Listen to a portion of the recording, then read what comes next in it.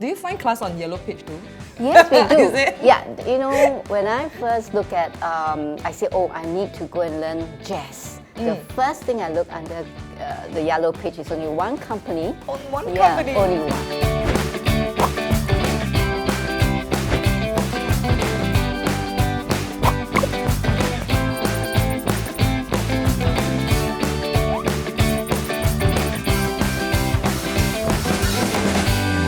Like, I don't know, like I also create a lot of different stuff. I think as an artist, you will not run away from creating. Like somehow whenever, for me, I'm doing more beside performing, which is like my biggest passion right now. I'm also going into digital content creation. I think you can take it as a reference, but it's very different back then. Yes. Can you imagine there's no computer, there's no Google, you know, it's like you need to use your leg and walk to your customers. Yeah. So it's only going door to door. Yeah. How do you even find your contact? Okay, probably like I know that I need stretch, so I look for stretch material. If I can't, I look, you know, like selling material, I go to Yellow Page. I don't know you heard oh my of God, the Yellow Page? Yes, Yellow Page The is book, my best the friend. thick yellow book? Yes, it's my best friend. How does that work? I have actually, my you era, look I don't get to under use the it. category of material, supplier, you just flick to that and then you see the company and you knock at their doors. Yeah, I'm fortunate because I know where to sell my products. Right. Like for example, when I'm with a PA, I know that they need that. I know what they're looking for. I go and look for the material. And I know there's a demand of shoes. I bring in shoes. You know, when they demand of anything, I just bring in to my best knowledge. And I find that as I go on, I think that's not enough. Right. I find my knowledge is not enough. I go into like learn my own drafting. Yeah. And so to draft my own leotards and costumes, and there's a big demand later on when there's costume coming in. It's not easy back then. You know? Yeah. For me, my motivation is a bit different. It wasn't because of the market. It was like, what's next? What's next that can make me excited? Now, everything it's easily sourced, like you say. It's very easy. You can pick and choose now. It's not that you have no choice. Like you can pick and choose. Yeah, maybe that's what is the difference. Like now, because we have more choices because we are presented with different things. Maybe like in a moment, I feel like singing. It's easy for me to go into singing. I want to do acting. It's easy for me to find out where to find teachers. Right. It allows me to be where I am today, to do many different things. So you started off ballet? Yes, I do. I do it in my second school, like you know, ordinary children. They go for ballet, and I just everybody thinking, learn ballet?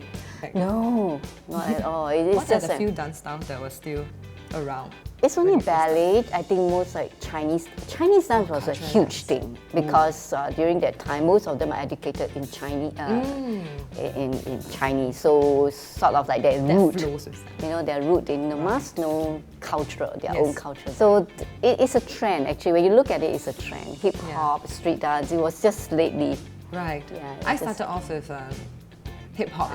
Ryan Tan was the few instructors that I know in old school. Yeah. Back then, I think for me, I don't know what is dance. I was actually a ballerina for 2 months, and that was like the first thing that I learned when I was in primary school. But because I transferred school, so I didn't get a chance to continue. And then just dilly-dally, I just went to sports. I went to uniform group. I see. So for me to ultimately find dance, it was a lot of like different journeys. You see, I'm very fortunate, you know, because I have people helping me. Right. When I'm dancing, I have my mom, my family, my sister-in-law, you know, coming to help in my factory side. And I have the time to teach. The reason why I teach is that I want to keep in touch with what's going on. That's very important, and the demand of what they're looking at. That's more important. Right. Yeah. So if I stop that, I don't know exactly what they're thinking. To tell you honestly, like a point shoe, during my time, it's only one brand. I'm happy with that. You pick up the shoe already. Yes, I'm happy with that. Yeah. But now, it's very different. Oh, I feel a little bit pain here. I had a source for that. I have to think for them. Why is it painful? Right. So the next brand came in, the next style, and everything came in. So I know that it's take a lot of my time, but I think this is necessary. It's very important. I love it when people ask me about my dream. To be honest, I enjoy having a purpose with people. and also to bring joy. So ultimately boils down to allowing me to meet people, to connect, and with also kids or with anyone. Anybody. Okay. I feel their stories are like today. To be honest, to be able to meet you is very honored for me because there are a lot of talents in Singapore, and there are a lot of people who builds up the scene that is in Singapore, but it's so difficult for us actually to meet all these people. Yeah, like we don't have to always look overseas for inspirations. There's plenty here. There's plenty here. Yes. And when I was so the reason why I was inspired to do digital content was to be able to meet people like you, to meet people who have stories that is actually also successful, success story, but we just don't get in touch with them. So this moment like this is actually a part of building it into my dream to get to talk to people outside my circle. Like because it's for you, like you say, it's not easy for you to be where you are today. Is there any time when you kind of doubt this is not the right path I should go? All the time. All the time. And how do you? You have to tell yourself what you want at the end of the day. Yes. Since I'm starting the digital creating part, I just hope like I would be able to really push and believe in why I do this in the first place.